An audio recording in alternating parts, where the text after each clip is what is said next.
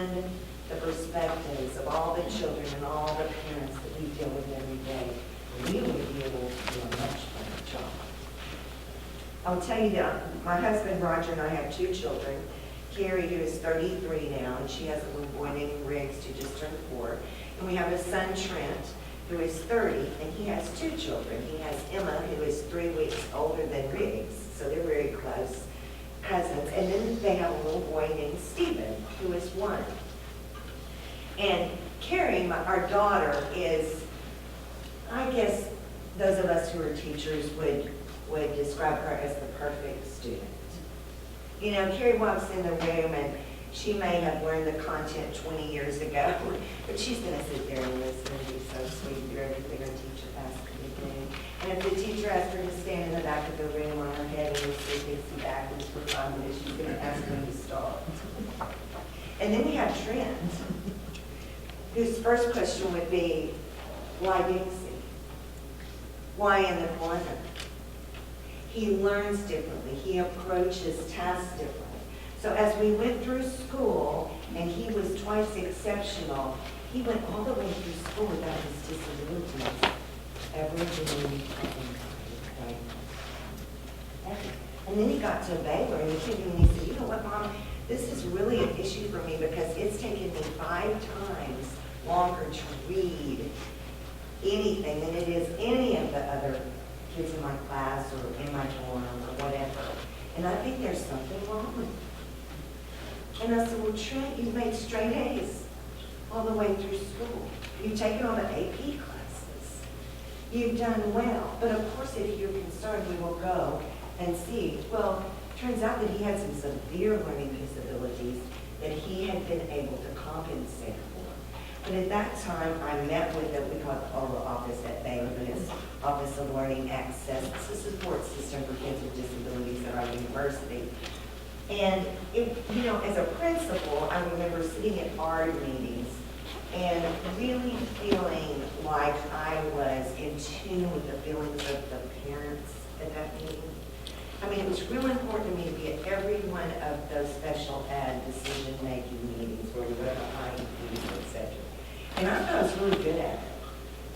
I tell you what, to sit down and be the parent on the other side of that picture, I don't care how good the administrator is, there is no way until it's your child that you can understand what it feels like for somebody to tell you that your child has special needs or needs special services.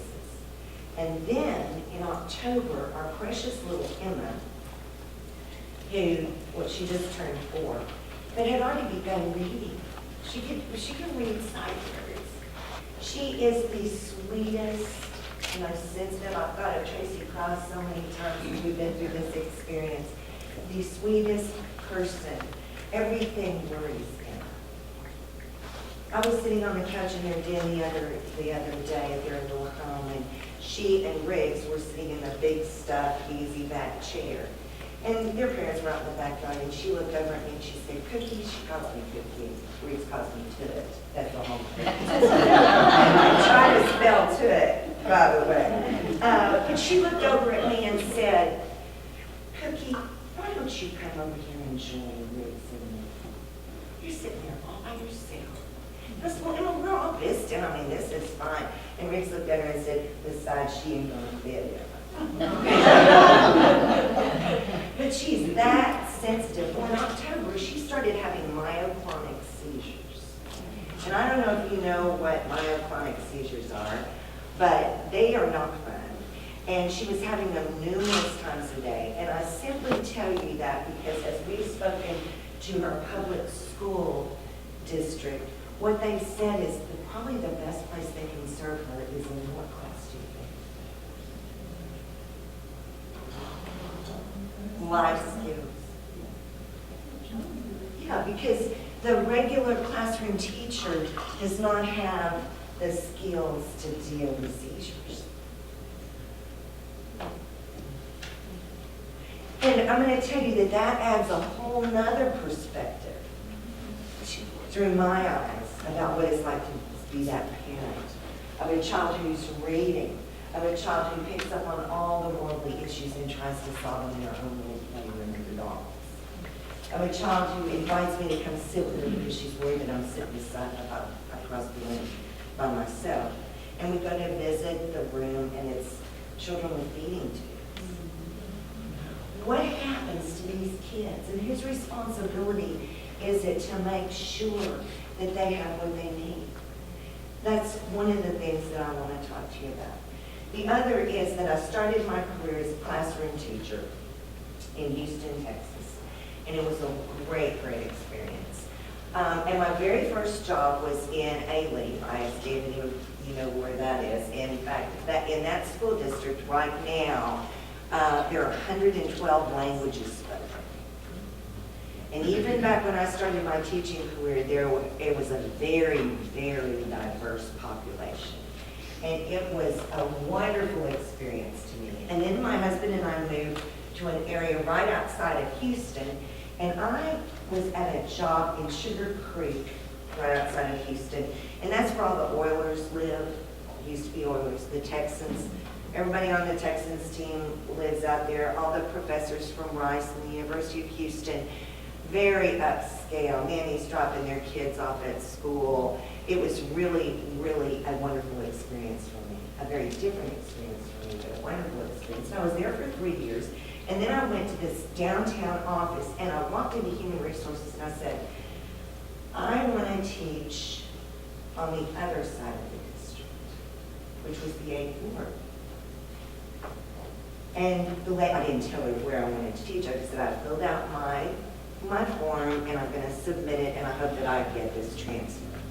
And she said, well, the district, let me just tell you, the district is not granting transfers this year because and all the schools are going to be pretty settled. We don't expect to have to hire many teachers this year. And I said, well, that's fine. I just want to turn this in, and then if there is an opening where I'm requesting, I hope somebody will call me. And I left, and I'm walking out the door, and she goes, ma'am, hold on. And I said, what? And she said, I think you made a mistake. And I said, what do you mean? Did I not sign the form? I mean, what did I not do? And she said, you're asking to go from Sugar Creek to Briargate? And I said, yes.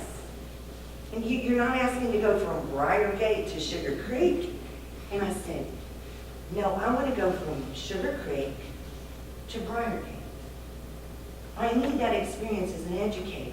I need to know what those kids are going through. I need to know what those parents are going through. She said, you've got your transfer. You see, that wasn't an issue. The issue was the teachers at Briargate who were putting in to transfer over to Sugar Creek. And that was the best experience I've ever had, ever in my life. Now, as a campus principal, I was on a campus that was not very diverse. It was diverse with regard to socioeconomic level. It was very diverse with that in that regard. But you walked in and everybody was pretty much the same race, ethnicity. And it was interesting though, because I made some assumptions there that I should have never made. We make assumptions every day that, in my opinion, we shouldn't make. But I continue to do it because of my perspective, because of my life experiences. But I got to China Spring and I thought, oh my gosh, there's not hardly any diversity here. I don't belong here. This just isn't my thing. And then I rode the school buses. Every principal should like every school bus route. That's one of the things that administrators need to know. Ride the buses.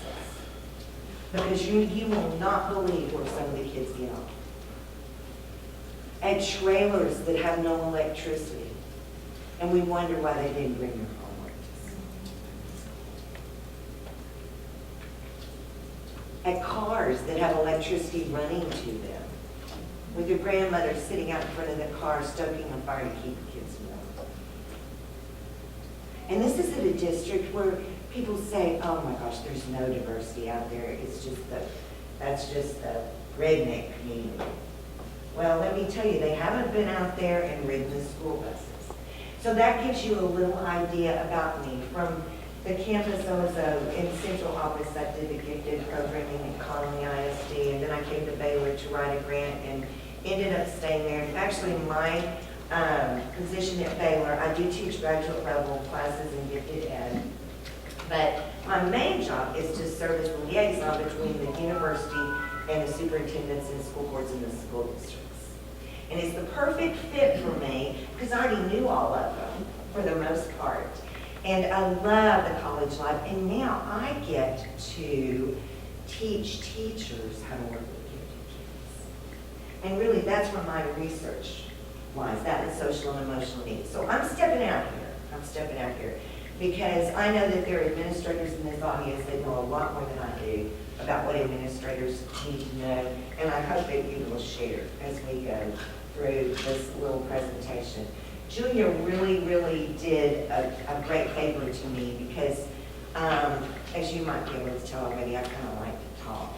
And she covered some of the information that I was going to talk about.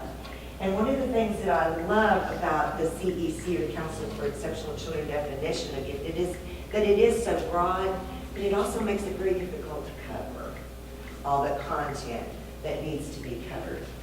So we're going to talk a little bit about what administrators need to know about diverse populations of gifted students. And I've kind of divided the presentation into 4 sections because this is the way my mind works. And if you look at this Texas State Plan for Gifted Ed, I chaired the council that wrote the most recent edition of that document. And this is the way we have it divided. So I guess once you get something in your head, it sticks in your head. And I want to talk a little bit about the important aspects of assessment. And by that, I'm talking about identification, how we assess students to determine whether or not they'll benefit from being in the programs that we have designed, the services we offer. We're going to talk a little bit about program design. We're going to talk about curriculum and instruction, and finally, family and community involvement.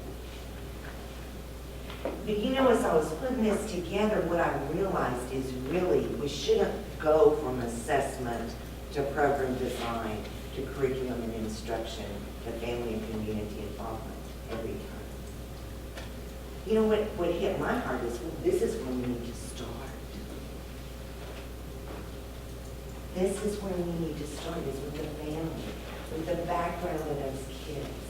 Where do they come from? How can we teach them and meet their needs if we don't know them? If we don't know who they are?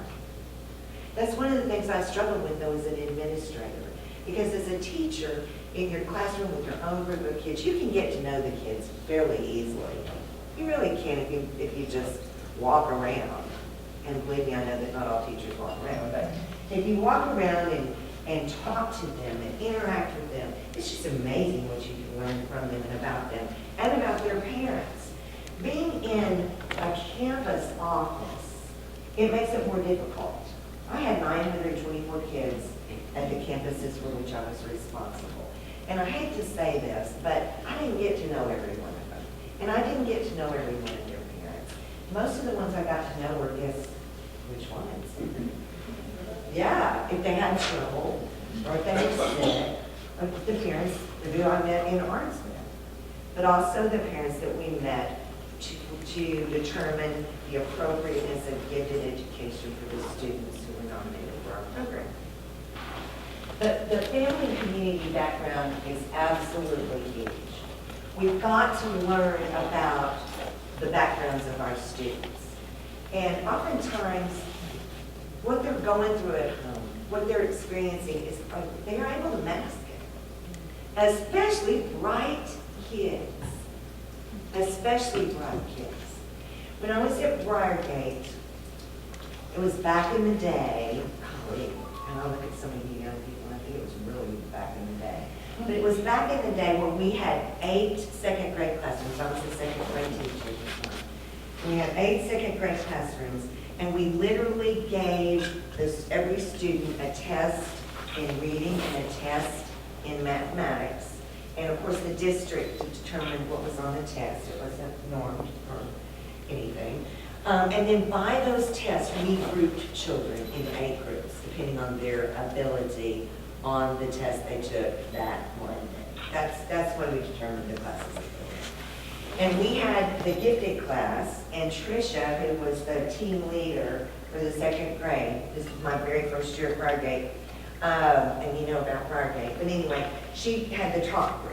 And then I had been to some training for gifted because my daughter in kindergarten had been identified as gifted, so I was interested in it. So when we would have a professional development day, we could choose which topic we wanted to investigate. I always chose gifted education. So besides Tricia, I had the most hours of training. That is how it was decided. And then so on and so on and so on. And sharing had the low all the way down. So we struck this school year, and we were about 4 weeks into this school year. And Tricia came over to me, the one who had the group of gifted kids. She came over and she said, Chris, you know what? I have this little girl in my class, and she's just absolutely precious, but she is not gifted. And I said, well, so what do you want to do? What should we do? And she said, well, I think she's really smart, but I just don't think she's going to make it in my class. As soon, we don't even get through the Pledge of Allegiance this morning, and she's asleep. She's not motivated at all. I'm telling you, she just does, she's not going to be able to hang with me. And I said, well, do you want her to come to my group? And she said, I think that would be best. So I'm going to go talk to Janelle Cherry, who's our principal, and ask if we can leave Alicia. So we moved Alicia, and sure enough, it was just unbelievable. That child would come in, and as soon as we said the Pledge of Allegiance and took lunch count, and the kids told me whether they were going to, they brought their lunch or they were buying their lunch, Alicia was pretty much head on the desk. It was pretty bad. And she just, I would be teaching away, and I thought, maybe she has some kind of autism problem or something, because it was like she just couldn't grasp or stay with me. Anyway, to make a long story short, because I've got a lot of other things to cover, but I am going to refer back to Alicia. So I want you to have this in your heart. I had noticed that at Thanksgiving when we left, Alicia did not want to go home. She didn't want to go home. And she told me, she said, you know, how long are we going to be gone for Thanksgiving? And I said, we're going to be gone for 4 days. It's been Thursday, Friday, Saturday, and Sunday. And she said, so I'm not going to be at school for 4 days. And I said, no, you're not. The more I thought about it, that was at the beginning of the day, about Tuesday of that week. The more I'm worried about her. And so I gave her my home phone number. And I gave her a quarter. But I said, this is what I want you to do. I want you to put this in your pocket. And this is Miss Wolfie's home phone number, and this is a quarter in case you need to use the phone. And you just keep it. If you ever need to call me, you call me. I didn't think that much about it. We made it through Thanksgiving. She came back and she seemed to be fine. I knew she wasn't poverty. It was pretty obvious that poverty was probably an issue in her life. She was African American. But I mean, our classroom was the most beautiful, eclectic mix of kids you've ever seen. It was just wonderful. I wish I had a picture of that class. I still have my class picture with all of us standing there. Anyway, about 2 weeks after that, my husband and I were in bed. It was 2 o'clock in the morning, and one of the first things I learned when I was married was to always put my husband on the side of the bed with the phone and the alarm clock. Because that way, if it rings, guess who has to answer? Well, it rang in the middle of the night, and he answered, and I heard him say, what? Who? Anyway, he turned to me and he said, Chris, it sounds like a child. And I said, really? And he said, yes, and I can't even understand her. She's crying, and I can't understand her. So I took the phone, and it was Alicia. And she said, Miss Goree, I am so sorry to bother you, but I am in a phone with my 8-month-old baby brother, and my mom's still there. And we don't have our electricity has been turned on. Yeah, it was unbelievable. Absolutely unbelievable. And I said, Alicia, tell Ms. Goree, tell me where you are. Where are you? And she told me exactly where she was. She's a very, very smart little girl. And I said, I want you to sit down in that phone booth, and I want you to push your feet against the door where nobody can get in. And I will be there as soon as I can. She said, okay. So I actually called my sweet neighbor because Roger didn't want me to go by myself at 2 o'clock in the morning. And we called our sweet little neighbor. She came over and stayed with our 2 children while Roger and I drove over to find Alicia sitting in a phone booth with our 8-month-old baby brother. We took her to her home, no electricity, no food, no nothing. And of course I had to call CPS and sat there with her until her mother showed up, drunk as a skunk the next morning. We got Alicia and her family help. But what I learned about, one of the things I learned through this situation is that we judge. We judge kids every day. We don't mean to, we don't want to, but we do. We make assumptions about them. We got Alicia situated in a really neat foster home. And she came back to school, of course. And about a month later, Tricia came by my classroom and said, you know what, Chris, I think Alicia needs to come back. You know, I really do think she can do it now that we have everything settled for her and she has the help that she needs. And I mean, we were driving home that afternoon thinking, you know, if every child had all that, wouldn't that be wonderful? And then wouldn't it be wonderful if we as teachers and administrators knew what kind of help they needed? Because the really bright ones, you all can cover it up. They can cover it up. We need to know, administrators and teachers, we all need to know the circumstances of the caregivers. When do we set up parent conferences? Usually. When do you have conferences with parents? Huh? And IEP meetings. But if you're just having regular parent conferences, are they first thing in the morning? No, when are they? They're always after school. Absolutely. And do we go to the parents or do the parents come to us? They have to have a why. It has to be when they're not working. And do we ever check into that? And yet, in the teacher's lounge all the time, I hear teachers say, you know, they don't even care. They don't return my phone calls. They don't show up for parent conferences. Well, 2 or 3 things about that very, very quickly. Some parents can't afford to take the day off. They just can't afford to take the day off. And one of the other things that so much of this comes from Donna Ford's work. I kind of keep looking at her and kind of get tickled because she knows it and she really knows this stuff. But parents from poverty, parents from various ethnic backgrounds, it's very difficult for them to come to our education settings. It does not feel good for them to walk in the building. So we as administrators need to do everything we can to make parents feel welcome and feel comfortable and to accommodate their schedule. Give them a choice of when the conference is. Ask if they have transportation if you have questions. Provide opportunities for the community to come to the school so you can visit with them. Offer babysitting. Oftentimes they have no one to watch their other kids. And they don't want them running around the school. They're trying to focus on someone who is educated, more educated than they are, and answer questions about their child that they're embarrassed to answer. We have to open our hearts in our schools and make our schools fit the needs of the kids and the parents, not vice versa. But we're so far from that. We're so very far from that.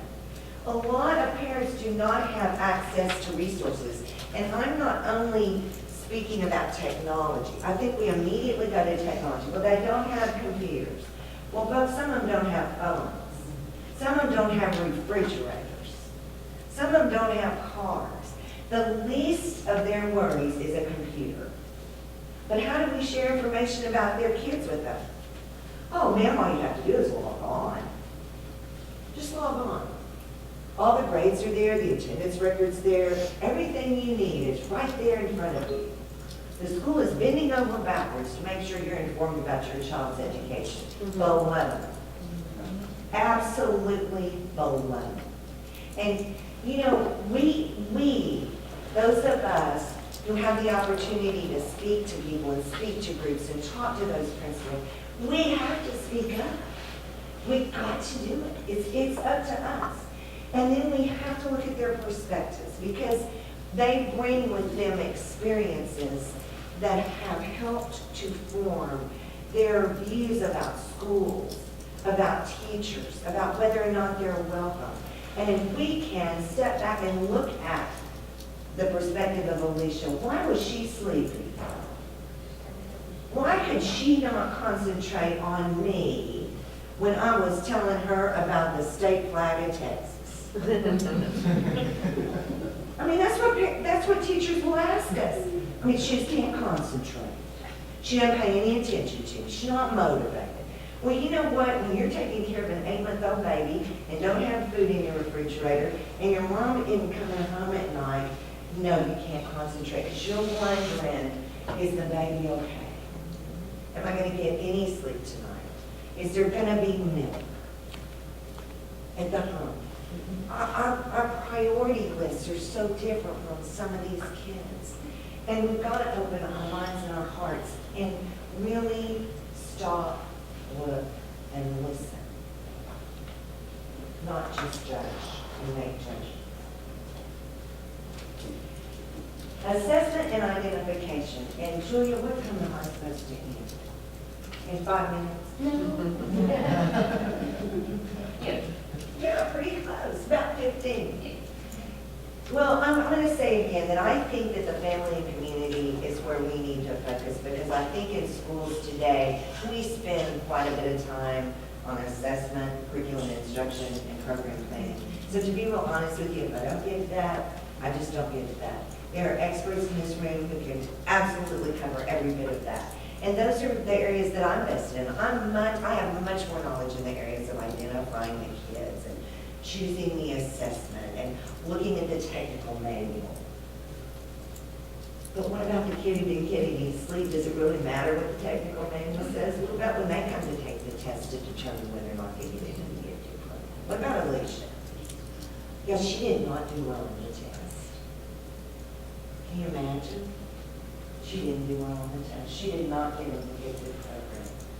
But when we look at assessment, we've got to look at student access. Who's nominating those kids? Who has the opportunity to nominate those kids? What are we doing as schools, as administrators, as teachers to reach out and encourage parents to nominate their children if they think they're gifted? Did you know that research shows that parents are one of the best identifiers of giftedness in the world?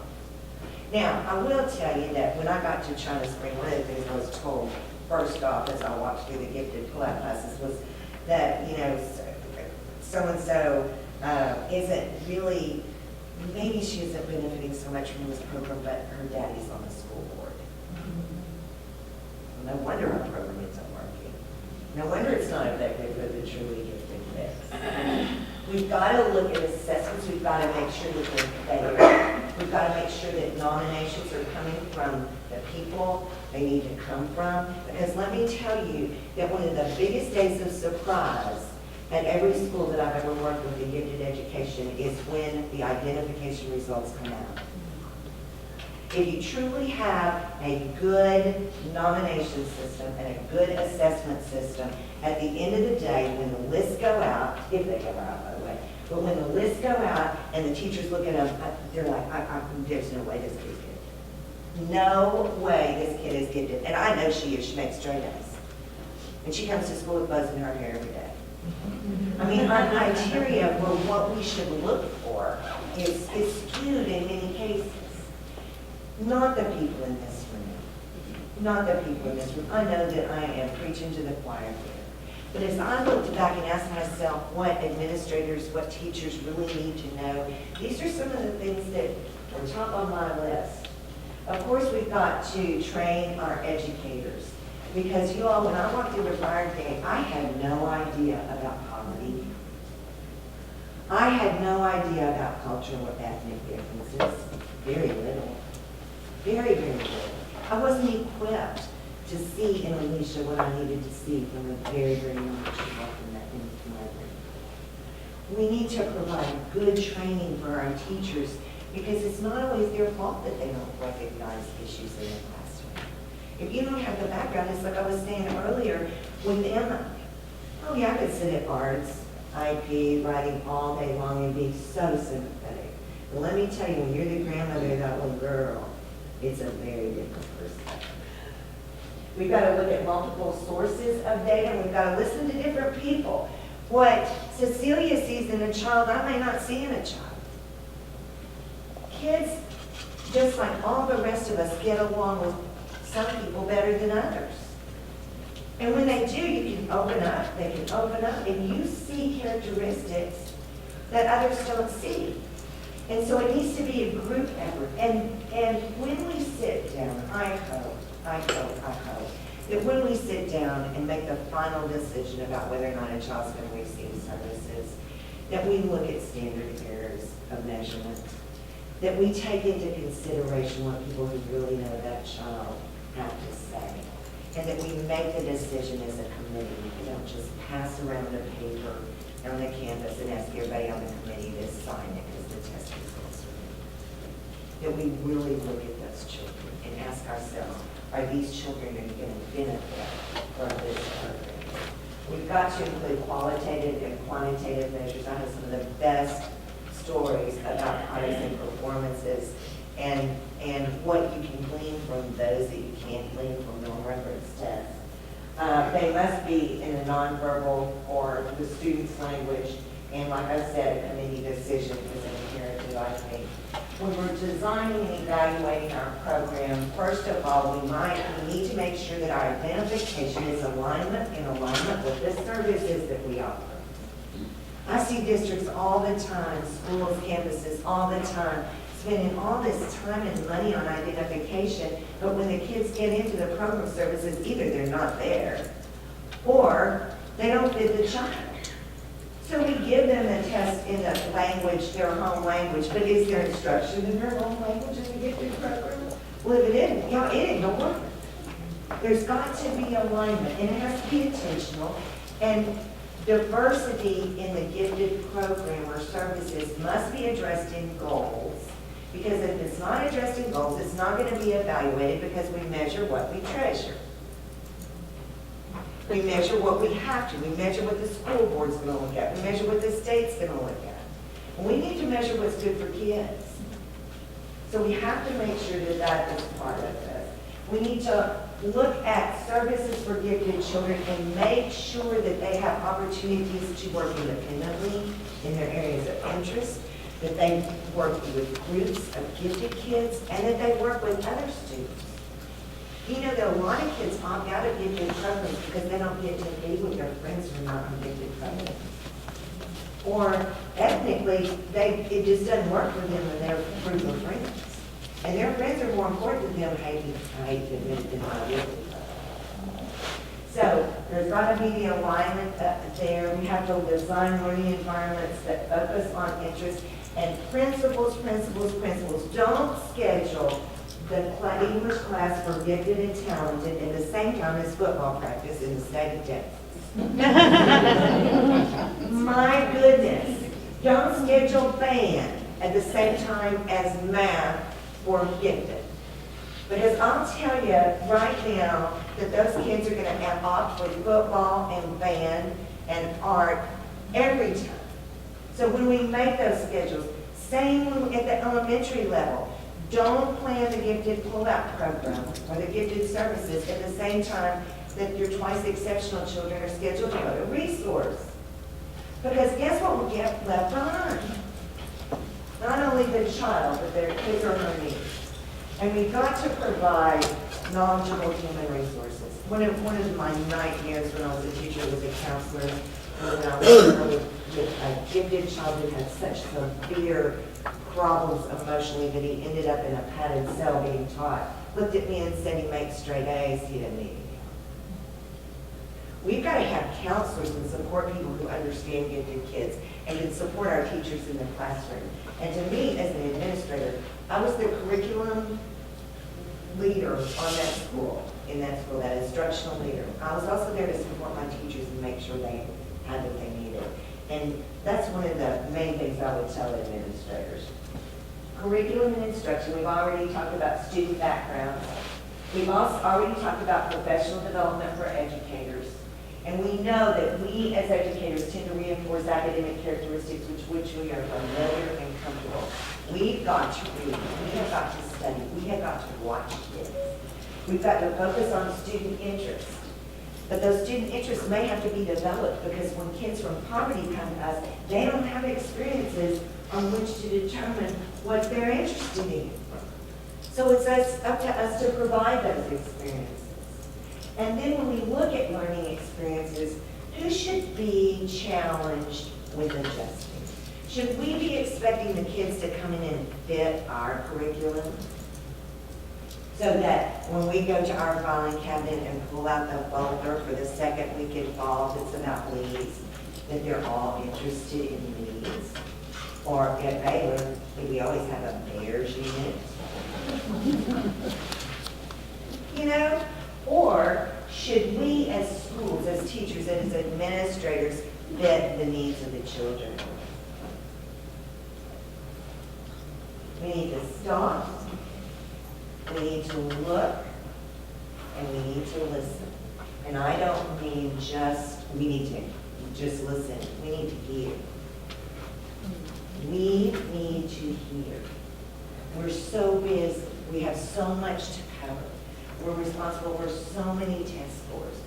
And we miss some of the most important things that in the end, ironically, could be the very thing to raise our test scores, to take some things off of our plate. Because who do we count on to raise the test scores for our campuses?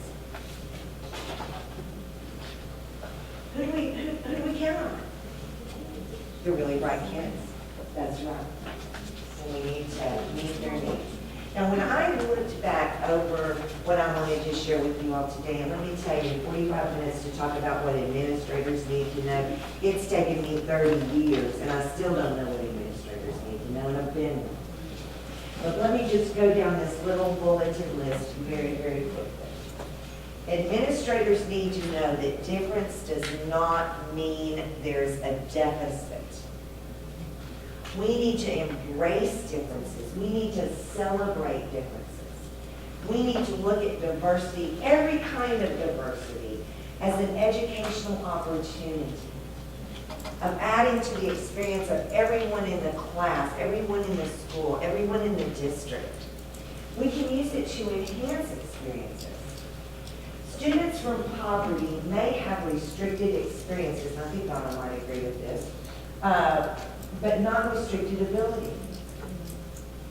We've got to provide opportunities to help them overcome their restricted experiences. You all, I was in a school in Waco. Actually, it closed down a couple of years ago, but it's been about 3 years ago. And the Cameron Park Zoo is literally 5 blocks from that school. And I was talking to a group of kids, and they had asked me to come in as a guest speaker, and we were talking about environments and habitats as the overarching theme of the unit that they were doing. And one of the things that 3 of the kids were interested in was animals and their habitats. And so I was visiting with the whole class about it, and I referred to the zoo. And do you know that the more I asked questions, the more I realized that 80% of the kids in that class had never been to the zoo 5 blocks down the road. Unbelievable.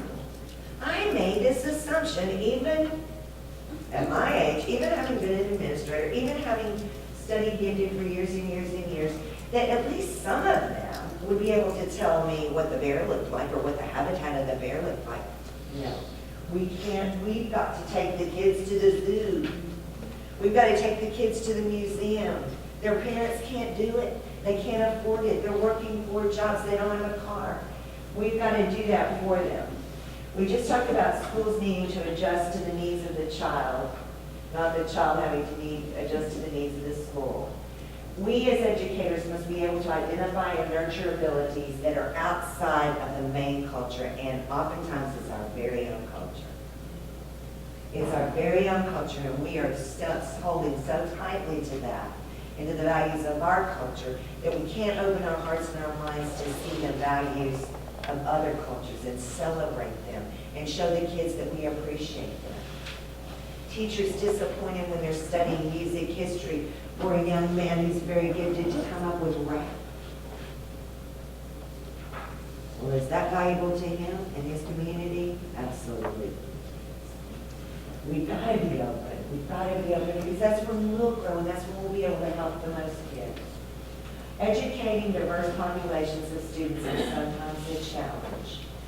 But of all the challenges we face in education, I think it might be one of the most that we can cherish the most.